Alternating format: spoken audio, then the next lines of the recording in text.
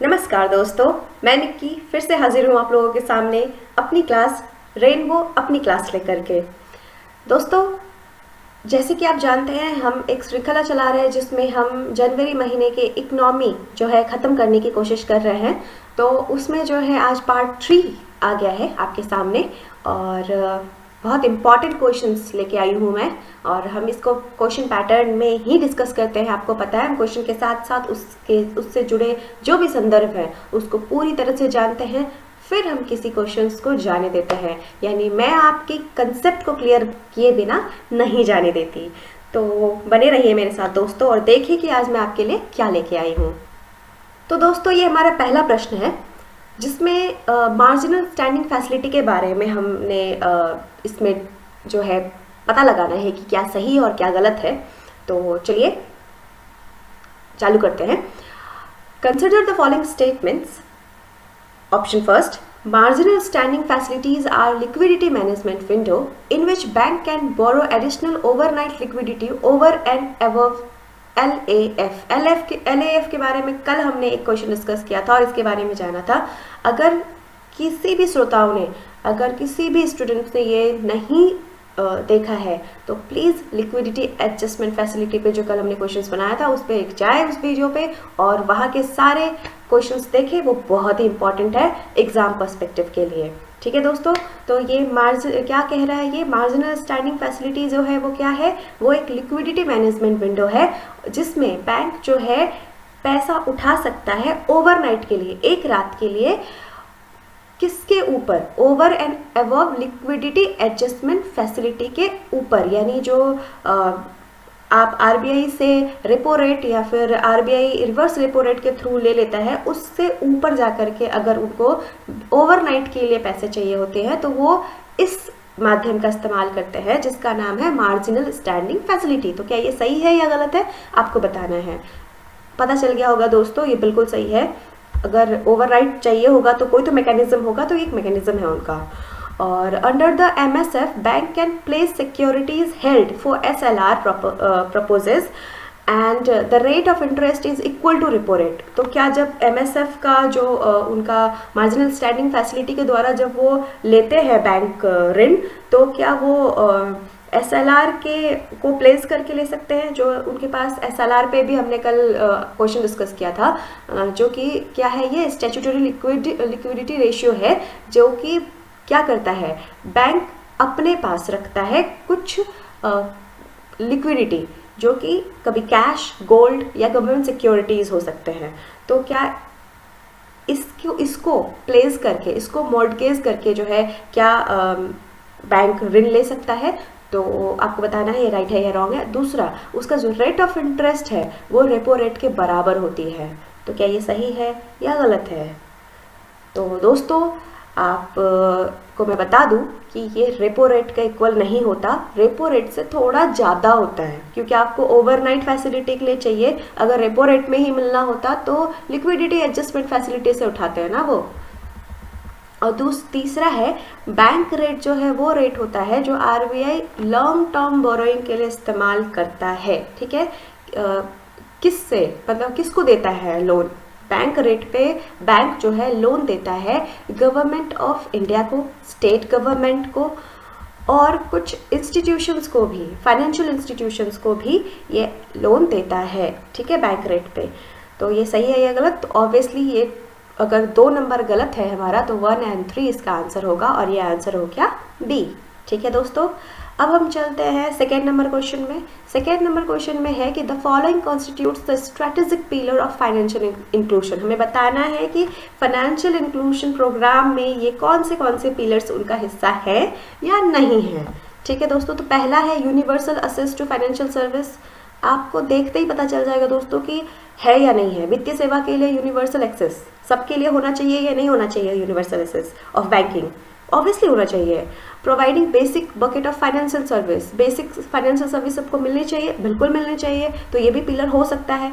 Assess to livelihood and skill development, ये भी हो सकता है। फाइनेंशियल लिटरेसी एंड एजुकेशन, क्यों नहीं, वो भी पिलर हो सकता है। कस्टमर प्रोटेक्शन बिल्कुल हो सकता है। इफेक्टिव कोऑर्डिनेशन क्यों नहीं हो सकता, प्रभावी समन्वय बिल्कुल हो सकता है, क्योंकि ये सारी चीज़ें बैंकिंग इंस्टीट्यूशंस के लिए बहुत ज़रूरी होती है। तो फाइनेंशियल इंक्लूजन मतलब क्या हुआ, बैंक में हम या फिर कोई भी फाइनेंशियल सेक्टर में हमारी हिस्सेदारी, तो ऑब्वियसली ये सारी चीज़ें उसकी एक पिलर्स हो सकते हैं। तो इसमें 6 के 6 जो है दोस्तों वो राइट है, ठीक है।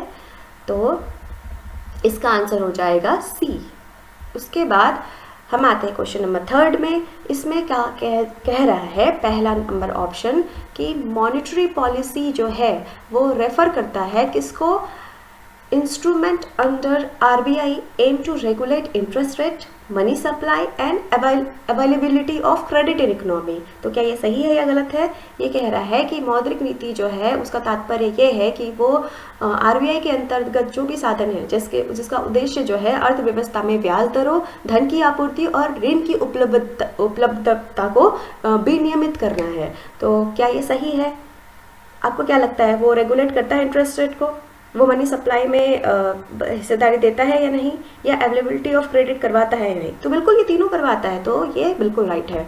और जो दूसरा है, RBI conducts minority policy under monetary policy under RBI act 1934, तो क्या ये राइट है? जो मॉनेटरी पॉलिसी है उसका वो RBI एक्ट 1934 के तहत है या नहीं है?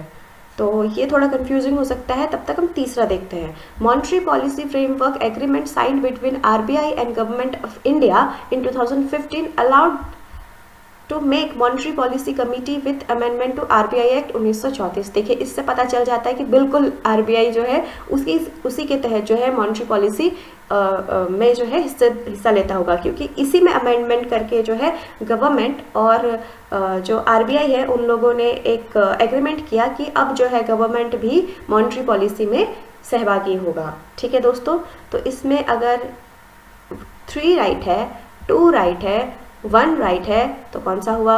ऑल द अबव, यानी इसका आंसर है सी। अब है दोस्तों क्वेश्चन नंबर 4, जिसमें कह रहा है कि monetary policy framework allows government to set up inflation targeting in every 6 years. Right है या रॉन्ग?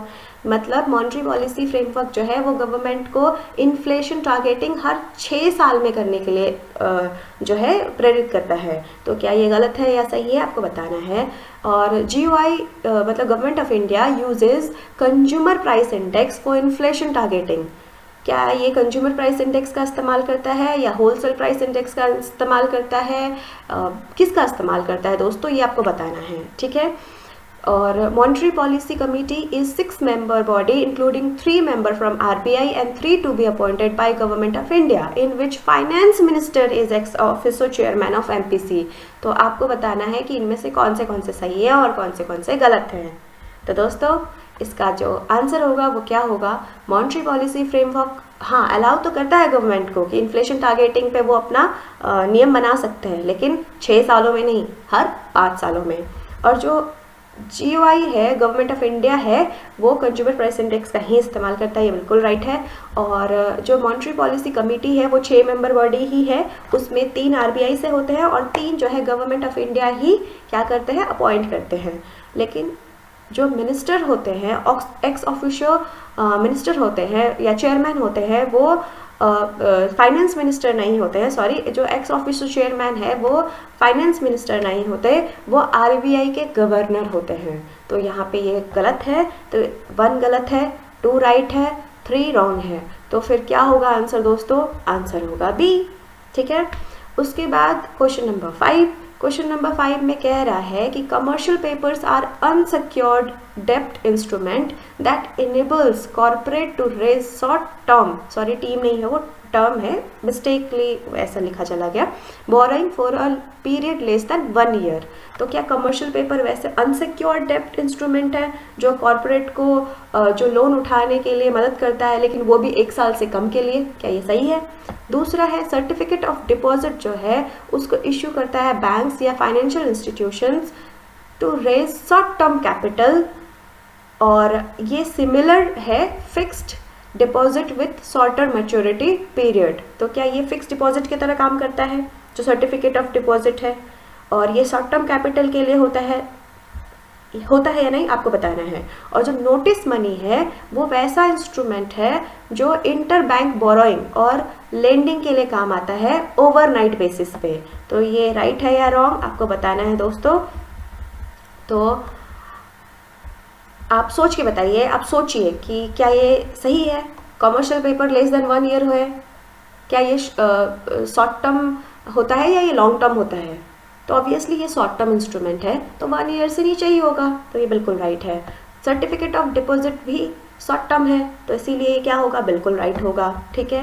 और ये हाँ फिक्स डिपॉजिट की तरह ही होता है, ये इसका शॉर्टर मैच्योरिटी पीरियड होता है, जल्दी खत्म हो जाती है इसकी टर्म। फिर उसके बाद नोटिस मनी क्या होती है, इसको हम लोग कॉल मनी भी कहते हैं। कॉल मनी या नोटिस मनी क्या होता है, जो कि इंटर बैंक बोरोइंग होते हैं ओवरनाइट के लिए। अगर बैंक को बैंक से पैसा चाहिए होता है एक रात के लिए तो वो लोग क्या करते हैं, इस मैकेनिज्म का इस्तेमाल करते हैं, ठीक है दोस्तों। तो ये था हमारा 5 के 5 क्वेश्चन और उसके आंसर दोस्तों।